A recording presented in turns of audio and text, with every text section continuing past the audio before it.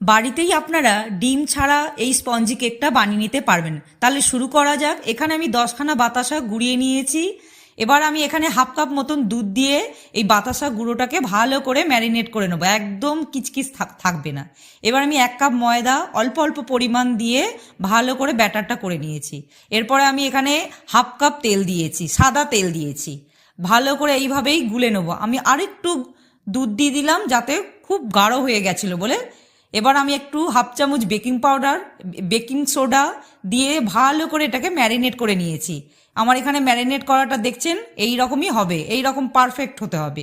এরপরে আমি একটা কড়া নিয়েছি, সেখানে ফ্রি হিট করে রেখে দিলাম মিনিট 10-এর জন্যে। এরপর আমি 2টো বাটি নিয়েছি, তার মধ্যে কিন্তু আমি সাদা তেল মাখিয়ে নিয়েছিলাম। এরপরে আমি এখানে কিশমিশ, আলমন্ড বাদাম, কাজু বাদাম দিয়ে বেশ সাজিয়ে নিলাম।